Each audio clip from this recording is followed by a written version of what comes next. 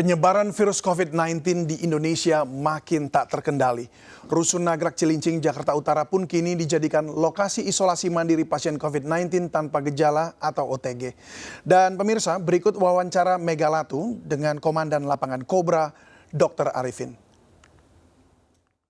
Melonjaknya pasien COVID-19 di Rumah Sakit Darurat COVID Wisma Atlet dengan okupansi saat ini sejumlah 88,60% membuat pemerintah menjadikan Rumah Susun Nagrak di Cilincing, Jakarta Utara menjadi tempat isolasi bagi pasien COVID-19 tanpa gejala. Saya sudah bersama dengan Komandan Lapangan Rumah Sakit Darurat COVID-19 Letkol Laut Dr. Arifin. Selamat pagi, Dr. Arifin. Ya, selamat pagi, Mbak. Mengenai kapasitas di Rumah Sakit Wisma Atlet dan juga kapasitas di Rumah Susun Nagrak ini, berapa sih daya tampung dari masing-masing rumah sakit? Kemudian sejauh ini berapa persentase okupansi di Rumah Sakit Wisma Atlet? Jadi kalau di Wisma Atlet Kemayoran sendiri kemarin kan sudah dinaikkan lagi dari 794, 7394. Sekarang sudah ditambahkan 500 bed lagi sehingga bisa menampung lebih dari hampir 8.000 ya.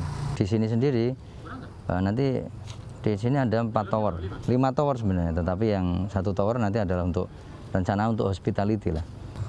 1 tower ini terdiri dari 16 lantai, 1 lantai 17 kamar, 17 unit sebenarnya. Karena di sini adalah modelnya seperti unit ukuran 36, kamarnya 255 kali 3 bed, sehingga bisa 765 bed. Jadi 1 unit itu bisa 3 bed. Jadi 1 tower ini bisa 765 bed.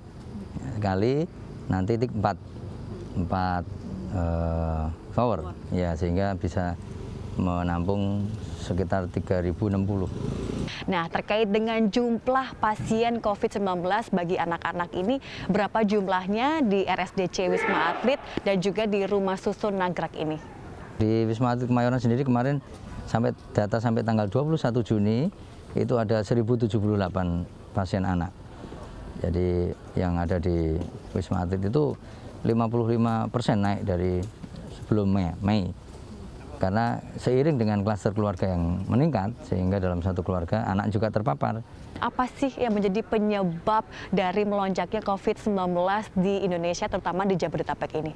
Jadi kapan grafik naik, kapan grafik menurun, itu selalu berhubungan dengan kebijakan pengendalian yang di masyarakat. Selama PSBB diperketat, pasti akan turun. Kemudian waktu berlonggar, dia akan naik. Waktu liburan panjang, naik. Ya, Lebaran yang dulu juga naik.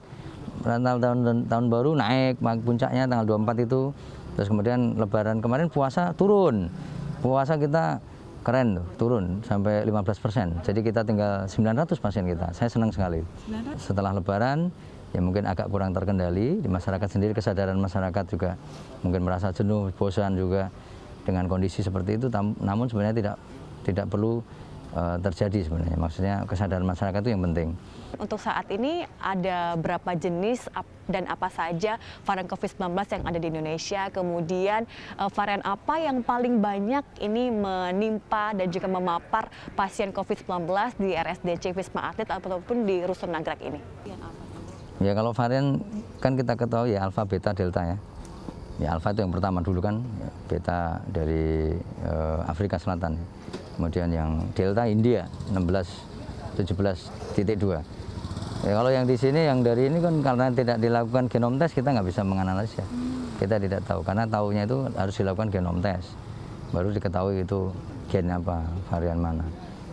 Ya, perbincangan saya dengan Dr. Arifin tadi bertempat di Rumah Susun Nagrak Cilincing, Jakarta Utara, tempat isolasi bagi pasien COVID-19 tanpa gejala atau OTG, membuktikan bahwa virus COVID-19 belum hilang dan masih ada di sekeliling kita, sehingga masyarakat harus tetap menjaga protokol kesehatan dengan ketat dan juga menjaga kesehatan, kemudian meningkatkan kepedulian terhadap sesama, keluarga dan juga kerabat.